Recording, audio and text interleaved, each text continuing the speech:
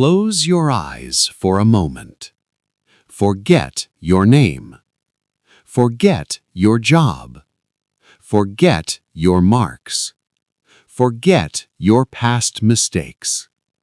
Now tell me, who are you?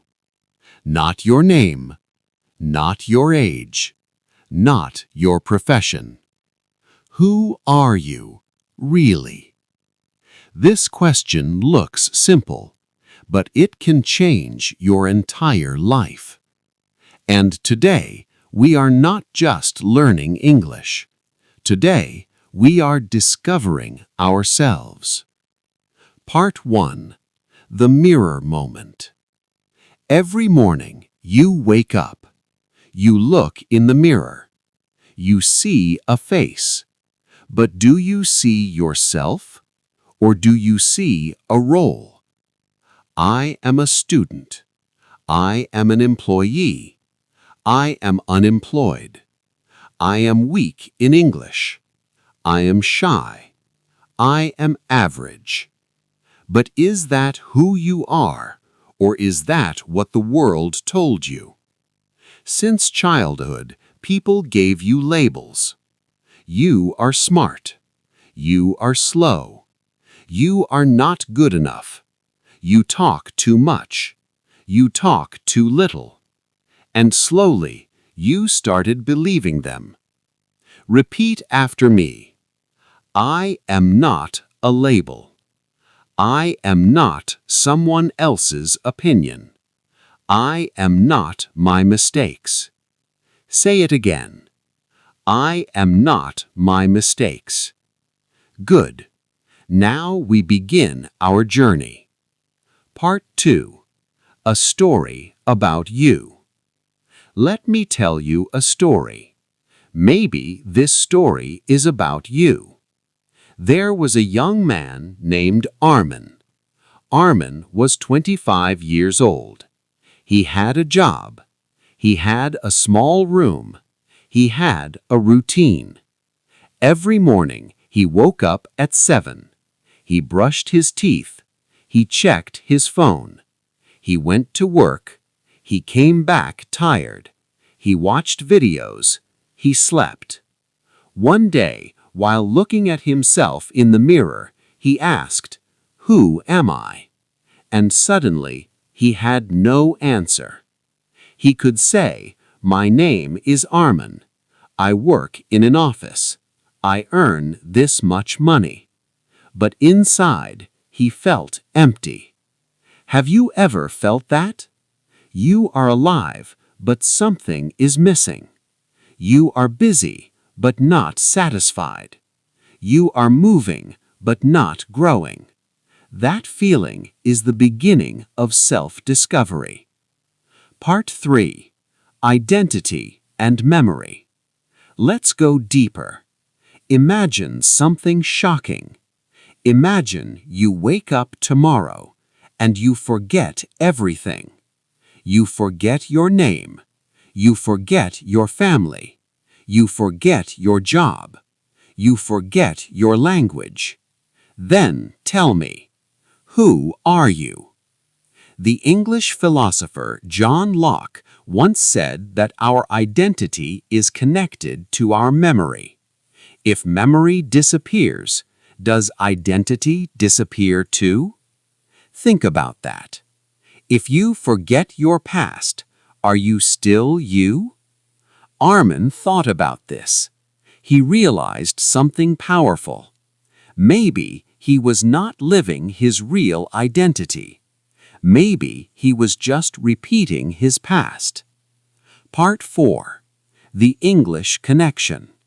Now listen carefully. Many students say, "I am bad at English." But that sentence is dangerous, because when you say, "I am bad at English," you are turning a temporary problem into your identity. Instead, say, "I am learning English. I am improving every day.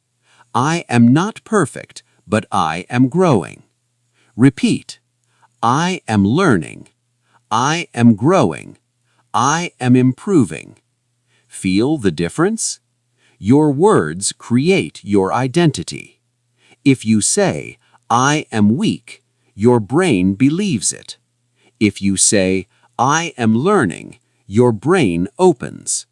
Language shapes identity, and identity shapes your future. Part 5. The Forgotten Child. One night, Armand had a dream. He saw himself as a child. That little boy loved drawing. That little boy loved speaking in front of the class. That little boy was confident. That little boy believed he could change the world. But what happened? Life happened. Fear happened. Comparison happened. Society happened. Armand remembered how people laughed at his English. He remembered how someone said, "You will never speak fluently." And slowly, he stopped trying. But here is the truth. You are not your fear.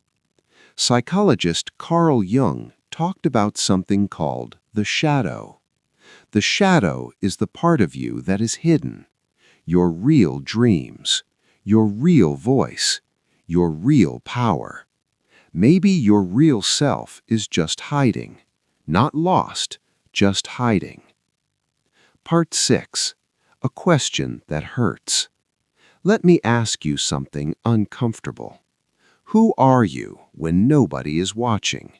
When there is no Instagram, no boss, no teacher, no audience? Who are you in silence? Are you brave or are you afraid? Are you honest or are you pretending? Armand realized something painful. He was living for approval, not for purpose. He wanted people to say, "Good job." He wanted people to say, "You speak well." But he never asked himself, "Am I proud of myself?" That is the real question. Repeat after me.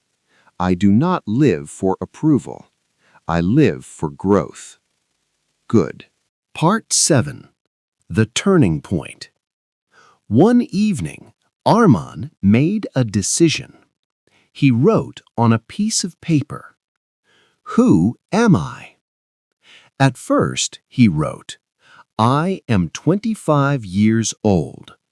I work in an office." Then he stopped. He closed his eyes, and he wrote again, "I am someone who wants to grow. I am someone who wants confidence. I am someone who wants to speak freely. I am someone who is tired of fear." That was honest. And honesty is the first step of identity. Part 8. Identity is a choice. Here is something powerful. You are not only your past, you are your choices. The Greek philosopher Socrates believed that self-knowledge is the beginning of wisdom. But self-knowledge is not just thinking. It is choosing.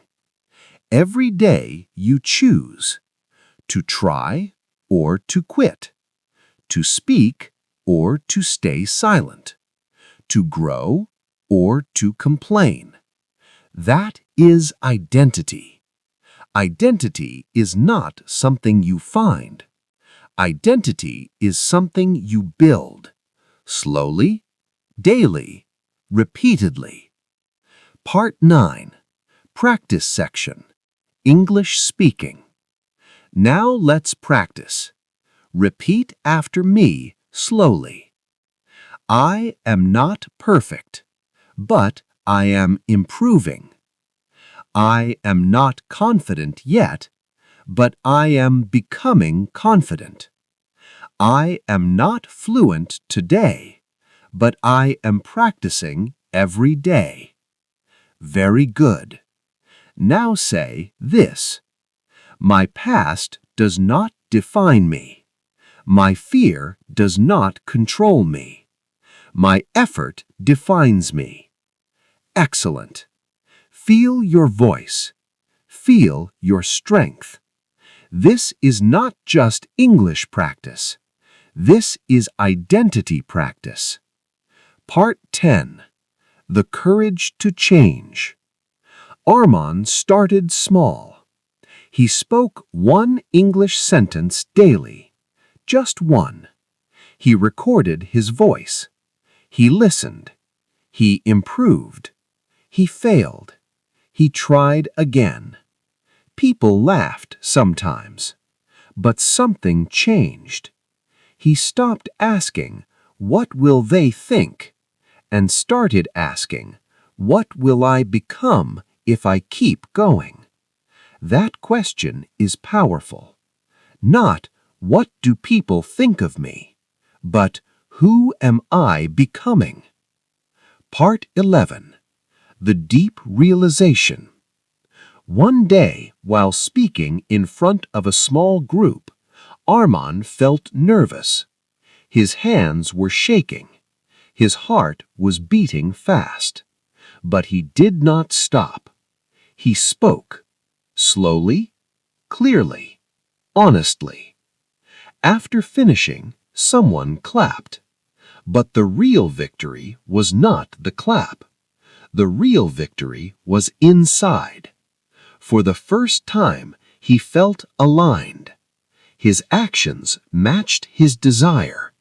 And that is identity. When your actions and your values match, you feel strong. Part 12.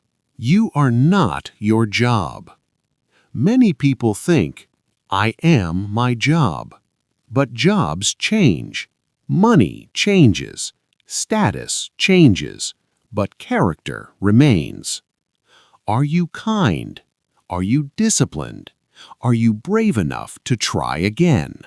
That is who you are. Not your salary, not your title, not your accent. Your habits, your effort, your courage. Part 13. The Final Answer. After months of practice, growth, and reflection, Armand looked at the mirror again. He asked, "Who am I?" And this time he smiled. He said, "I am someone who does not quit. I am someone who learns from mistakes. I am someone who grows daily. I am someone who faces fear. I am someone who is becoming better." That was enough. Identity is not a final destination. It is a direction. You don't need a perfect answer. You need a powerful direction. Part 14. Now it's your turn. Take a paper. Write, "Who am I?" Not your name, not your job. Write your qualities. Write your dreams. Write your effort. Write your struggle. And then write, "I am becoming." Because identity is becoming, not being. Final message. Close your eyes again.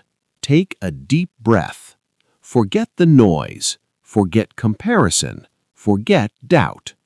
Now say softly, "I am not lost. I am learning.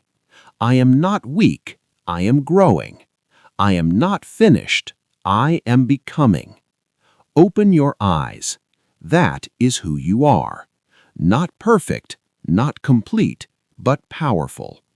And every time you practice English, every time you speak despite fear, every time you choose growth over comfort, you answer the question again. Who am I? You are someone who refuses to stay small. And that is a beautiful identity. So today, don't just learn English, learn yourself. And remember, fluency is not just about language. Fluency is about courage. And you are more powerful than you think.